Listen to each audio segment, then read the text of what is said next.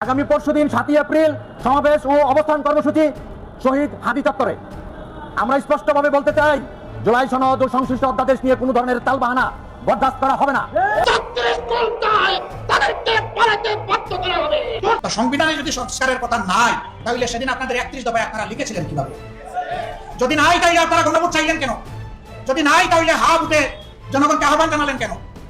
দেশের ভিতরে চুরি করে খামো, বিএমপি রে ভালোবাসা ভোট দিছি, আর আজকে বিএমপি আমার ভিতরে আঙ্গুল দিছে। খালেদা জিয়া রে খুব ভালোবাসি, মায়ের মতন কাজা বাবা ব্যবসা এদিন দেয় না, চোখে আঙ্গ গরিবের পেটে লাথি দেয়। বর্তমান সরকার যদি এই জনগণের রায়কে প্রত্যাখ্যান করে জনগণের ভাষা বুঝতে ব্যর্থ হয়, 36 দিন 36 ঘন্টায় তাদেরকে পালাতে বাধ্য করা হবে। তারা যদি স্বৈরাচার হাসিনা হতে চায়, আবু সাইদের মুক্ত উত্তর শরীরে ফিরে আসবেই। সংসদের রীতে মাননীয় স্পিকার, আপনি দেখতে পারবেন এগুলি রেকর্ড। দেশের অবস্থা বর্তমানে তেমন একটা ভালো না। দেশের অবস্থা কি তেমন একটা ভালো? টিকতে কি পারবে তারেক রহমানের সরকার? 5 বছর কি জনাব তারেক রহমানের সরকার বাংলাদেশের ক্ষমতায় টিকে থাকতে পারবে, নাকি আন্দোলনের কারণে 5 বছরের আগেই বিদায় নিতে হবে জনাব তারেক রহমানের সরকারকে? কি মনে হচ্ছে আপনাদের কাছে? এই তো মাত্র কয়েকদিন হলো জনাব তারেক রহমানের সরকার বাংলাদেশের প্রধানমন্ত্রী হয়েছে, এবং এই কয়েক দিনের মধ্যেই জনাব তারেক রহমানের সরকারের কিছু ব্যর্থতা, কিছু সফলতা ইতিমধ্যে ফুটে উঠেছে। সফলতার মধ্যে তিনি যে ওয়াদাগুলো করেছিল এক এক করে তিনি সেগুলো পালন করার চেষ্টা করেছে। মানুষের সম্মুখে এমন কিছু কাজ করে দেখিয়েছে যেগুলো মানুষ ভালোই বলেছে, কিন্তু সফলতার চেয়ে যেন ব্যর্থতাটাই সবচাইতে বেশি। যার কারণে কিন্তু এখন আসলে ব্যর্থতা সেটা আসল কথা না, আসল কথা আবার অন্য জায়গায়, যেটা বর্তমান সরকারকে বলা হচ্ছে মুনাফেকি, বা সাধারণ জনতার কথার সাথে তার মিল নেই। যেমন এজন্যই তাকে মুনাফেকি বলা হচ্ছে। হাসিনার আমলে দেশের পরিস্থিতি কেমন ছিল সেটা সবাই খুব ভালো করে জানেন। বিচার ব্যবস্থা কিরকম ছিল সেটাও ভালো করে জানেন। মানে একতরফা বিচার হতো, হাসিনার বিরুদ্ধে কথা বললেই তার 12টা বাজিয়ে যেত, এবং হাসিনার পক্ষে থাকলে তার কপাল খুলে যেত। তো সেই হাসিনাকে বিদায় করার জন্য বাংলাদেশে শত শত নয়, হাজার হাজার মানুষ রক্ত দিয়েছে। যেই রক্তের বিনিময়ে নতুন করে দেশটা স্বাধীন হয়েছে জুলাইয়ের কারণে, এবং তারেক রহমানের সরকার বাংলাদেশে আসতে পেরেছে, অবশেষে সরকার হতে পেরেছে। যারা পালিয়েছিল তারা একসময় পালিয়েছিল তারা এই সময় এমপি হয়েছে, কেউ বা মন্ত্রী হয়েছে। যারা একসময় ঘর থেকে বের হওয়ার সাহস পেত না তারা এখন সংসদেও ঢুকে গিয়েছে। তো আসলে সেই কথা যদি ভুলে যায়, এই জুলাইয়ের রক্তের কথা, ছাত্রদের রক্তের উপর দিয়ে যে নতুন জুলাই, নতুন বাংলাদেশ হলো, সেটা যদি জনতা মানে এমপি মন্ত্রীরা যদি ভুলে যায়, তাহলে এটাকে বলা হচ্ছে বর্তমানে যে তারা রক্তের সাথে বেইমানি করছে। যার কারণে কিন্তু বিরোধী দলীয় নেতাকর্মীরা রাজপথ দখল করে নিয়েছে, এবং একের পর এক তারা ধারণা করছে তারেক রহমানের সরকার বেশি দিন এই বাংলাদেশের ক্ষমতায় টিকতে পারবে না। কেননা তারা কথা দিয়ে কথা রাখছে না। হ্যাঁ ভোটে ভোট দেওয়ার কথা বলেছিল বিরোধী দলীয় নেতাকর্মীরা, 11 দলীয় জোটের নেতাকর্মীরা, এবং কি উপদেষ্টা মণ্ডলীরা, তারাও কিন্তু বিরোধী দলের মতো হ্যাঁ ভোটে ভোট দিতে বলেছিল। এক পর্যায়ে শেষ মুহূর্তে এসে জনাব তারেক রহমান একই কথা বলেছিল। কিন্তু হ্যাঁ ভোটে ভোট দেওয়া মানে কি সেটা ইতিমধ্যে বিগত দিনে আমরা জেনেছি, কিন্তু তারেক রহমান এখন নিজেই যেন হ্যাঁ ভোটে ভোট দিয়েও হ্যাঁ ভোটের বিপক্ষে যাচ্ছে। তো বিরোধী দলরা বলছে যে সে আসলে বড় ধরনের বেইমানি করছে। এখন গাং পার হয়ে গিয়েছে, এখন নৌকার মাঝি কোন শালা। হাসনাত আব্দুল্লাহ একটা কথা বলছিল যে গাং পার হয়ে গেলে নৌকার মাঝি কোন শালা। ঘটনা বর্তমানে এরকমই হয়েছে। তো যাই হোক দর্শক শ্রোতা, কথা বাড়াবো না। ভিডিওর শুরুতে অনেকগুলো বিশ্লেষকদের বিশ্লেষণ শুনেছেন, এবং কিছু অংশ দেখেছেন দেশের পরিস্থিতি নিয়ে, সেগুলো নিয়েই বিশ্লেষকদের বিশ্লেষণ আপনাদের সাথে শেয়ার করব। কথা বলা চলুন একটা লাইক দিয়ে সবগুলো ভিডিওর বিস্তারিত আলোচনা শুনে আসি। 48 দিনের সরকার, 48 দিন বয়স। অনেক কিছুই আসলে কমেন্টস করে একটু আর্লি। তারপরে যে পর্যবেক্ষণগুলো, সেই পর্যবেক্ষণে মনে হচ্ছে যে সরকারের ভেতরের একটি অংশ আসলে তালগোল পাকানোর চেষ্টা করছে। কোনো একটা আ যে জুলাই বিপ্লব পরবর্তী বাংলাদেশে যে পরিবর্তন, সেই পরিবর্তনের ধারার আ সঙ্গে হয়তো জুলাই বিপ্লবের বিরোধিতাকারী বা আওয়ামী দুষ্কৃতিকারীদের সঙ্গে সংযুক্ত অনেকে এই তালগোলটি পাকানোর চেষ্টা করছে। ১৭ই ফেব্রুয়ারি সরকার যেদিন শপথ নেয়, সেদিন একটি অবিশ্বাসের বীজ আসলে রোপিত হয়েছে। যখন তারা সংবিধান সংশোধনের জন্য যেই আ শপথ নেয়ার কথা, সেই শপথ তারা নেয়নি। তখন থেকেই আসলে একটা অবিশ্বাসের বীজ রোপিত হয়েছে এবং পরবর্তী যেই কার্যক্রমগুলো, সেই কার্যক্রমের মধ্যে আমি বলব যে এই বিষয়টি ক্রমশ বাড়ছে এবং আপনারা জানেন যে সরকার ইতিমধ্যে বেশ কয়েকটি অধ্যাদেশ অন্তর্বর্তীকালীন সরকারের জারি করা অধ্যাদেশ বাতিল করার সুপারিশ করেছে। তারা সেগুলোকে গ্রহণ করবে না। তো এই জায়গাগুলো মিলে আসলে এক ধরনের তালগোল পাকাচ্ছে এবং আমি যদি আপনাদেরকে বলি যে আমার কেন যেন মনে হচ্ছে সরকারকে একটা ইনস্ট্যাবিলিটির দিকে নিয়ে যাওয়ার জন্য, একটা অস্থিরতা সৃষ্টির জন্য কোনো বিশেষ মহলের একটি চেষ্টা চলছে। তবে এর মধ্যেও আমি সরকারকে স্বাগত জানাই। আমি ওই যে অধ্যাদেশগুলো তারা বাতিলের কথা বলছেন, সেই জায়গাটায় আসছি। তার আগে আমি বলতে চাই যে সরকার আগামী সোমবারই হয়তো এই অধ্যাদেশটি উঠছে সংসদে, যে আওয়ামী লীগের রাজনীতি নিষিদ্ধের যে অধ্যাদেশ, সে সংশোধনী সহ পাস হচ্ছে সংসদে। কিন্তু এখনো বিস্তারিত তথ্য জানা যায়নি। তবে যতটুকু জানা গেছে যে ৬ই এপ্রিল আ আগামীকাল এটি জাতীয় সংসদে উঠবে। পাশের সুপারিশ করেছে বিশেষ আ আ কমিটি। তো এখন দেখা যাক কি করে এই সংশোধনীতে কি আসে। কারণ আওয়ামী প্রেমী অনেকেই কিন্তু এখনো বিএনপি সরকারের মধ্যেই আছে, ঘাপটি মেরে আছে। তাদের আওয়ামী প্রীতির অনেক নমুনা আমরা দেখছি এবং দর্শক আপনারা যারা এই অনুষ্ঠান দেখছেন, আপনারা যদি মনে করেন যে আপনাদের কোনো জিজ্ঞাসা আছে, সেই জায়গাটা আপনারা আমাদের কাছে তুলে ধরতে পারেন। আপনাদের কোনো প্রশ্ন থাকলে বা আপনাদের কোনো বক্তব্য থাকলে দিতে পারেন। আমি সেটি আমাদের দর্শকদের সঙ্গে শেয়ার করব। তো এখন ধরেন আমি যদি বলি যে সন্ত্রাস বিরোধী আ আইনে পাশাপাশি আওয়ামী লীগ নিষিদ্ধের অধ্যাদেশটি আগামীকাল উঠলে বোঝা যাবে যে আসলে এটার ভেতরে অন্য কোনো প্যাচ তারা দিয়েছে কিনা। এবং আমি যেটি বলছিলাম যে আওয়ামী প্রীতির কিছু বহিঃপ্রকাশ আমরা দেখছি। যে আওয়ামী লীগ ১৭ বছরে বিএনপিকে রাস্তায় দাঁড়াতে দেয় নাই। সেই আওয়ামী লীগের প্রতি এক ধরনের আধিক্যতা আমরা দেখছি আওয়ামী লীগের ব্যাপারে। তো সেটি যদি হয়, আমার মনে হয় না বাংলাদেশের মানুষ সেটি মেনে নেবে, সাধারণ মানুষ। বিশেষ করে জুলাই বিপ্লব অন্তত একটা বিষয় নিশ্চিত করে গেছে। জুলাই বিপ্লব হাসিনা ১৭ বছরে মানুষের মধ্যে যে ভয় ঢুকিয়েছিল, সেই ভয়টা কিন্তু কাটিয়ে দিয়েছে। যার জন্য আপনারা দেখবেন যে মানুষ কিন্তু এখন অনেক বেশি ভোকাল, অনেক বেশি সাহসের সঙ্গে কথা বলে। তারা মন্ত্রীকে সরাসরি বলে যে, "আপনার পরিদর্শনের কি দরকার? ২ ঘন্টা ধরে বাস আটকায় দেখা কিসের পরিদর্শন এটা?" তো এই যে সাহসের জায়গাটা, সেই জায়গাটা বিএনপি আমার মনে হয় না যে গলা চিপে ধরতে পারবে, টুটি চেপে ধরতে পারবে। কণ্ঠ রোধ করার কোন চেষ্টায় বিএনপি যদি যায়, সেটি বিএনপির জন্য ভয়ংকর রকমের বুমেরাং হবে। এবং আমি সাম্প্রতিক সময়ে দেখলাম যে প্রধানমন্ত্রীর কি ব্যঙ্গ চিত্র বা কোন একটা অশ্লীল একটা ছবি পোস্ট করার জন্য একজনকে গ্রেপ্তার করা হয়েছে, তার বিরুদ্ধে মামলা হয়েছে। আমার মনে হয় যে এই কালচারটা আমাদের বন্ধ হওয়া উচিত এবং সোশ্যাল মিডিয়া আসলে খুবই কি বলবো? একজন আরেকজনকে ফাঁসানোর জন্য অনেক কিছু করে বা এই টলারেন্স এর জায়গাটা ক্রিয়েট করা, এই টলারেন্স এর বিষয়টা ক্রিয়েট করা। আপনিও যদি এখনই যদি সেটি শুরু হয়ে যায়, তাহলে দেখা যাবে যে আজকে এ ওর নামে বানায় একটা মামলা করে দিবে, ও ওর নামে বানায় মামলা করে দিবে। এ একটা স্ট্যাটাস দিয়ে আপনাদের আজে-বাজে কথা লিখে আপনাকে বিপদে ফেলবে। সো আমার মনে হয় যে হাসিনা আমলের এই কালচারটা বন্ধ হতে হবে। কারণ প্রধানমন্ত্রী তারেক রহমান এখন পর্যন্ত যা দেখাচ্ছেন, তিনি দেখাচ্ছেন যে গত ১৮ বছরে তিনি লন্ডনে থেকে তিনি যে ওয়েস্টার্ন যে কালচার, যে উদারতার যে কালচার, যে নম্রতার যে কালচার, সেই কালচারটা তিনি প্রতিষ্ঠিত করতে চাচ্ছেন। তিনি অনেক বেশি হিউমিলিটি দেখাচ্ছেন।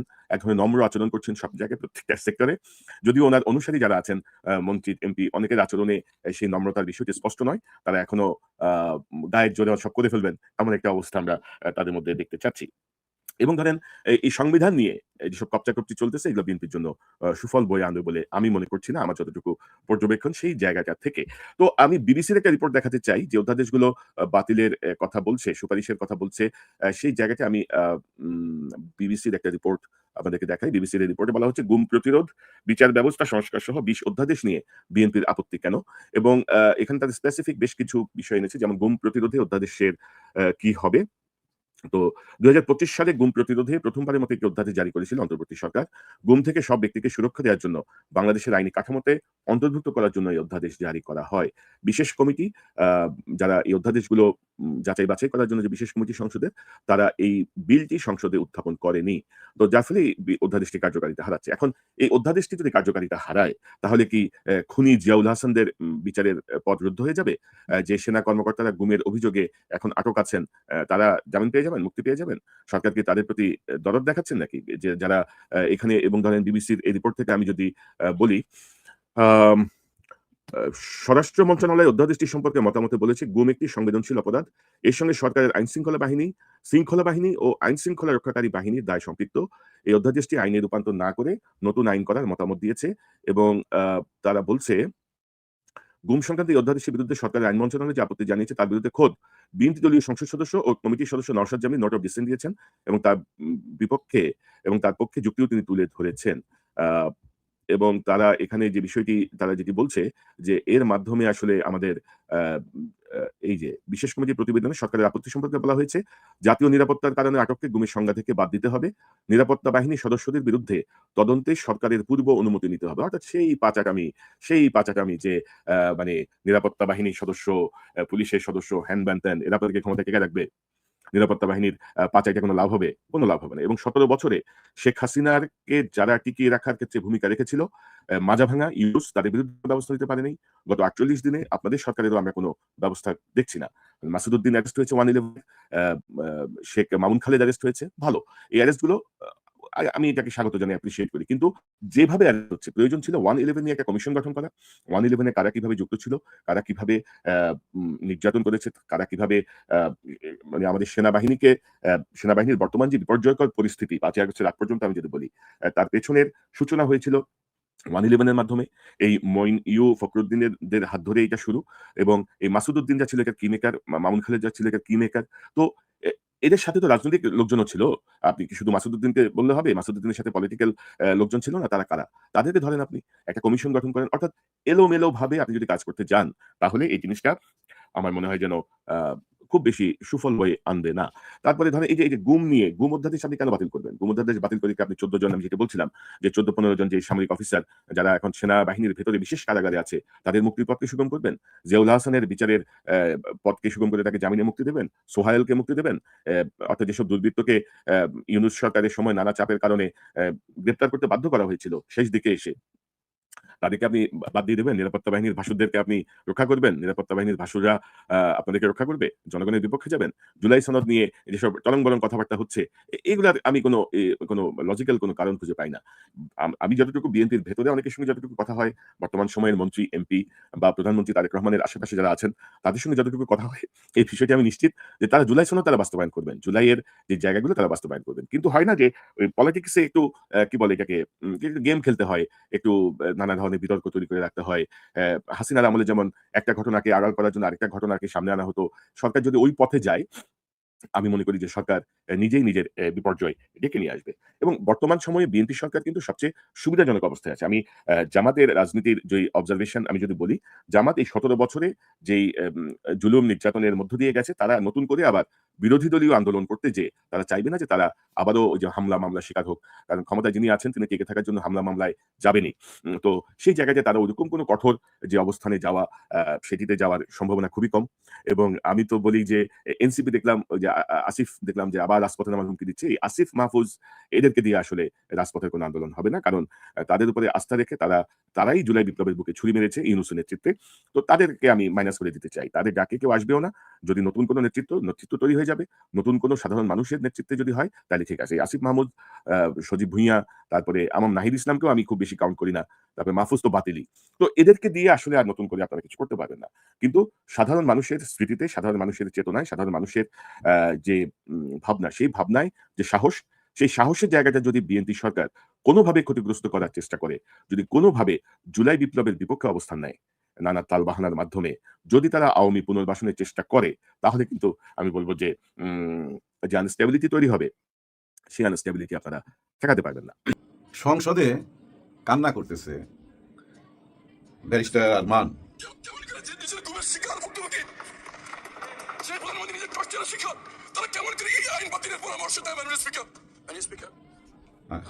এই অধ্যাদেশ কিভাবে সরকার বাতিল করতে পারে, এই অভিযোগ করতেছে আর কাঁদতেছে।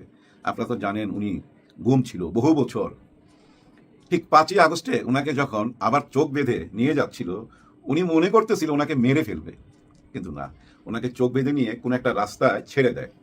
তারপরে উনি বুঝতে পারে দেশ স্বাধীন হয়ে গেছে। উনি বলতেছে যে ওনার কাছে ফিলটা হয়েছে স্বাধীন হয়ে গেছে এই দেশ, বাচ্চা ছেলেরা এই দেশকে স্বাধীন করছে, ওনার মনের ভাবটা এই। আর উনি এখানে বলতেছে সংসদে দাঁড়ায়া যে আমাদের মাননীয় প্রধানমন্ত্রী, উনিও তো গুম হয়েছিল, ওনার উপরও তো অত্যাচার হয়েছিল। কথা তো সত্য, ওনাকে উঠায় নিয়ে যাওয়ার পর অনেকদিন তো খুঁজে পাচ্ছিল না।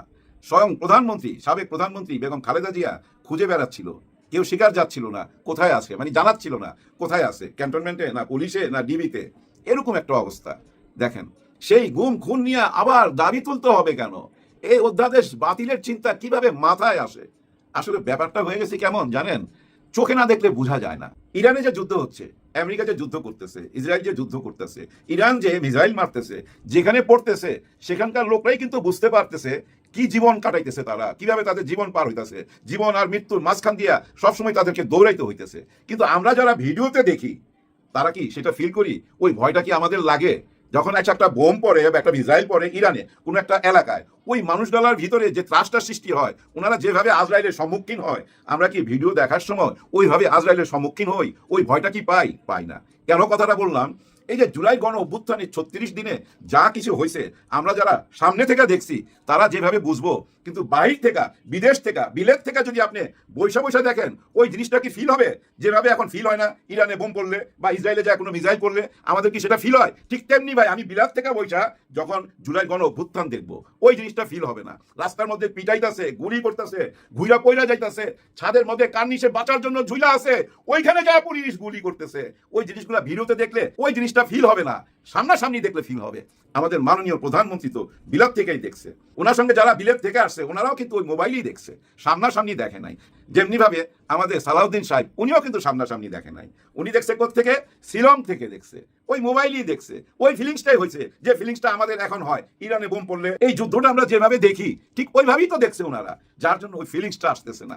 একটা জিনিস খেয়াল করছেন ভাই ব্রাদার, সবাই কিন্তু তারেক রহমান সাহেবের প্রশংসা করে, কিন্তু আঙুলটা তোলে কোন দিকে? সালাউদ্দিন সাহেবের দিকে। সবাই মনে করতেছে তারেক রহমান সাহেব নিশ্চয়ই মনে মনে চায়, কিন্তু সালাউদ্দিন সাহেবের জন্য হয়তো কিছু করতে পারতেছে না। এরকম একটা চিন্তা ভাবনা মানুষের মধ্যে চলে আসছে, ইয়াং জেনারেশনের মধ্যে চলে আসছে, যে সালাউদ্দিন সাহেবই একমাত্র পথের কাঁটা, এই জুলাই গণ অভ্যুত্থানের একমাত্র পথের কাঁটা সালাউদ্দিন সাহেব। এরকম চিন্তা ভাবনা মানুষের ভিতরে চলে আসছে। আপনারা বহু রকম ভিডিও পাবেন, মানুষের কথা শুনবেন, এই সোশ্যাল মিডিয়াতে দেখবেন ধীরে ধীরে অনেকেই কিন্তু বলা শুরু করছে। হ্যাঁ, খোদ বিএনপির ভিতর থেকেও বলা শুরু করছে যে এটা কেমন হইতেছে, এটা কেন হবে। খোদ বিএনপির ভিতরেও ভাই ক্ষোভ দেখা দিচ্ছে, কেউ মাইনা নিতে পারতেছে না তো, কারণ তারা সরাসরি তো ওই জুলাই গণ অভ্যুত্থানটা দেখছে। তারাই তো ভাই মেন ভুক্তভোগী, ওরাই তো মজলুম, ওরাই তো জেল খাটছে, ওদের জীবনটাই তো গেছে ওই করিডোরে ঘুরতে ঘুরতে, আদালতের করিডোরে ঘুরতে ঘুরতে জীবন গেছে, জমি বেচছে, গরু বেচছে, ছাগল বেচছে, মামলা চালাইছে। তারাই তো জানে গত 16 বছর কেমন ছিল, শুধু তারাই জানে। যারা বিদেশে ছিল তারা এটা বুঝতে পারবে না, ওই মোবাইলে দেখা ওই ফিলিংসটা আসে না তো ভাই, সামনাসামনি দেখলে বুঝতো। ভাই ব্রাদার, একটা জিনিস খেয়াল করেন, আমরা আম পাবলিক ব্যাপারটা বুঝতে পারতেছি যে জিনিসটা সুন্দর হইতেছে না, গণভোট নিয়ে ছিনিমিনি খেলাটা মানুষ ভালোভাবে নেবে না, এটা আমরা সাধারণ লোক বুঝতে পারি। ওনারা এত বড় নেতা, ওনারা কি বুঝতে পারে না? নিশ্চয়ই বুঝতে পারে। তারপরেও কেন গণভোট মেনে নিতে পারতেছে না? এই দেশে তো গণভোট নতুন কিছু না, অনেক পুরানা কাহিনী তো। বেগম খালেদা জিয়াও গণভোট করছে, এবং সবচেয়ে বড় ব্যাপার, শহীদ প্রেসিডেন্ট জিয়াউর রহমান ক্ষমতায় থাইকা, মানে মার্শাল্লাহ চলতেছিল দেশে, আর্মির আইন চলতেছিল, ওর মধ্যেই হ্যাঁ না ভোট দিছে, এই গণভোট দিছে। সেটা তো সংবিধানে ছিল না, ওইটা সংবিধানে ঢুকানো হয়েছে। ঠিক তেমনি ভাবে এখন ঢুকাইতে অসুবিধা কি? জনগণের রায়টা মানলে অসুবিধা কি? হ্যাঁ, বিরাট অসুবিধা, ক্ষমতা থাকে না। হ্যাঁ, এই সংস্কারের মধ্যে যা কিছু হয়েছে না, ক্ষমতা থাকে না, ক্ষমতা চারিদিকে ভাগ হয়ে যায়। এই সংস্কার মানতে গেলে তো ভাই আপনি ঘুষ খাইতে পারবেন না, লুটতরাজ করতে পারবেন না, ব্যাংকের টাকা আত্মসাৎ করতে পারবেন না। এই সংস্কারের মধ্যে দুদককে স্বাধীন করে দেওয়া হয়েছে, এই সংস্কারের মধ্যে বিচার বিভাগকে স্বাধীন করে দেওয়া হয়েছে, এই সংস্কারের মধ্যে পুলিশ, আর্মি, র্যাব সবাইকে স্বাধীন করে দেওয়া হয়েছে। কাউকে গোলামি করতে হবে না কোনো দলের। হ্যাঁ ভাই, কোনো দলের গোলামি করতে হবে না, কেউ তার চাকরিও খাইতে পারবে না, এমন ভাবে সংস্কার করছে। এখন এগুলো যদি মানতে যাই, আমি মনে করেন আমি একটা বড় দলের চেয়ারম্যান, নির্বাচন করে পাশ করে প্রধানমন্ত্রী হইলাম এবং 2/3 মেজরিটি নিয়ে ক্ষমতায় চলে গেলাম। এখন আমি যদি এগুলো মানতে যাই, তাহলে তো আমার কোনো ক্ষমতাই থাকে না। আমাকে যারা নির্বাচনের সময় চাঁদা দেয় শত শত কোটি টাকা, ও কেন আমাকে চাঁদা দিবে? তার দরকারটা কি? কারণ আমার হাতে তো সেই ক্ষমতাটা নাই। ও বিপদে পড়লে ওরে আমি বাঁচামু, ও বিপদে পড়লে ওরে পুলিশ র্যাব আর্মি ধরবে, আমি বাঁচাইতে পারুম না প্রধানমন্ত্রী হিসাবে। ওই সংস্কার মানতে গেলে তো ভাই আমার পছন্দ মতো আমি বিচারপতি নিয়োগ দিতে পারবো না। শেখ হাসিনা যেভাবে ওই যে মানিককে দিছিল বিচারপতি হিসাবে, উনি কি করতো? ওই বিচারপতির আসনে বসা সারা দিন রাত 24 ঘন্টা খুনি বলতো প্রেসিডেন্ট জিয়াউর রহমানকে, এবং অপমানজনক কথাবার্তা বলতো বেগম খালেদা জিয়াকে। উনি বড় গলায় বলে, জোর গলায় বলে বেগম খালেদা জিয়াকে বের করে দিছি যে ওইটা রায় আমি দিছিলাম, আল্লামা সাইদি হুজুরকে আমি ফাঁসি দিছি। ওই বিচারপতি নিজে জোর গলায় বলে মুক্তিযোদ্ধা ছিল না প্রেসিডেন্ট জিয়াউর রহমান, তার খেতাব ছিনিয়ে নিয়ে যেতে হবে, কারণ উনি শেখ হাসিনার বিচারপতি। তার মানে বুঝছেন তো, আমি প্রধানমন্ত্রী হইয়া বিচারপতি নিয়োগ না দিতে পারলে কেউ কি আমার কথা শুনবে? ওই ক্ষমতা তো আমার হাতেই নাই, কেন আমার কথা শুনতে যাবে? কারণ আমি তো দল করি ক্ষমতার জন্য, ওই ক্ষমতাই তো হাতছাড়া হয়ে যায়। তাহলে তবে আমার দামই থাকে না, তাহলে তবে আমার দলের জন্য কেউ আর টাকা পয়সাও দিবে না, কেউ আমার দলও থাকবে না, সবাই ধীরে ধীরে সরে যাবে। তো হ্যাঁ ভাই, দলে থেকে লাভটা কি? কোনো কামাই নাই, কারণ ওইটাই তার কাজ, ওইটাই তার কর্ম, ওইটাই তার অর্থ উপার্জনের রাস্তা। ওইটা তো বন্ধ হয়ে যায় যদি এই জুলাই সংস্কার সবকিছু মাইনা নেয়, সবকিছু বন্ধ হয়ে যায়। তো এই যে গুম খুন নিয়ে কান্নাকাটি করতেছে যে আপনারা কেন এটা মাইনা নিতেছেন না, উনি সংসদে দাঁড়ায় কান্না করতেছে। কার কাছে কাঁদতেছে? যাদের কাছে কান্নাকাটি করতেছে তারাও তো গুম ছিল, কেউ ছিল শিলংয়ে, কেউ ছিল বিলেতে, তাদের কাছে কান্নাকাটি করতে হইতেছে। কেন মানতে চাইতেছে না? তার মানে কি ওনাদের কি এরকম কোনো ইচ্ছা আছে ভবিষ্যতে? না, ওরকম ইচ্ছা রাখেন না ভাই, রাখেন না। মানুষ দেখতো বিরক্ত এইসব দেখতে দেখতে, মানুষের ভিতরে এখন ক্ষোভ আর ক্ষোভ। আপনারা বুঝতে পারতেছেন না, আপনারা যে ধরনের রাজনীতি করতে চাইতেছেন ওই ধরনের রাজনীতি সাধারণ জনগণ পছন্দ করতেছে না। তো তবে মজা কি জানেন? ওই 133টা অধ্যাদেশের মধ্যে একটা জায়গায় আছে এই যে আওয়ামী লীগের কার্যকলাপ নিষিদ্ধ। আওয়ামী লীগ নিষিদ্ধ না, আওয়ামী লীগের কার্যকলাপ নিষিদ্ধ। ওই ধারাটাকে কিন্তু মাইনা নিছে, ওইটার সাথে আরো কিছু যোগ কইরা আওয়ামী লীগকে নিষিদ্ধ করার জন্য বিল পাস করবে, এরকম কথা শোনা যাচ্ছে। এখন কি ওই টাইম গত সরকার মানে ইউনূস সরকার তো তাদেরকে নিষিদ্ধ করা যায় নাই, তাদের কার্যকলাপ বন্ধ রাখছে। তার মানে কি তারা যদি ভালো হয়ে আসে, গুড আওয়ামী লীগ শুনতাম না, সেটাই তো আমরা শুনে আসছি। তারা যদি ভালো হয়ে আসে কোনো একদিন রাজনীতি করতে পারবে, কিন্তু আপনারা সেই রাস্তাটাও বন্ধ করে দিতে চাইতেছেন। কারণ কি বুঝলাম না। আমার মনে হয় কি জানেন, দাদারাও না আওয়ামী লীগের আশা ছাইড়া দিছে। দাদারাও আওয়ামী লীগের আশা ছাইড়া দিছে, বুঝা ফেলাইছে যে আচ্ছা ওনার যা বয়স, মানে আমাদের প্রাক্তন প্রধানমন্ত্রী শেখ হাসিনার এখন যা বয়স, আবার যদি বাংলাদেশে ইন করাইতে যায় মিনিমাম 5 থেকে 10 বছর লাগবে। তার মানে ওনার শরীরটাই কুলাবে না। আর ওনার একটা ছেলে আছে ওই যে সজীব ওয়াজেদ জয়, ওরও স্টাডি করছে আমার মনে হয় দাদারা, যে না এনে দিয়া হবে না, ওই রাস্তার না, ভাগনা পারবে না। আবার পুতুল ওনার মেয়ে শেখ হাসিনার মেয়ে, তারও স্টাডি করে দেখছেন না, এও হাল ধরতে পারবে না। যার জন্য এমন কিছু হইতে পারে যে ভাই তুই আওয়ামী লীগ বাদ, আমার নতুন পছন্দের দল যার সাথে আমার বন্ধুত্ব হবে, যার জন্য আমরা বলতেছিলাম নির্বাচিত সরকার আসলেই তাদের সঙ্গে হাত মিলাবো, এরকম কথা তো বলেই আসতেছিল। এখন কি তারা আওয়ামী লীগ বাদ দিয়া বিএনপিকে বাইছা নিল? 71-এর পুরা চেতনার বাক্সটা কি ওনাদের হাতে তুলে দিল?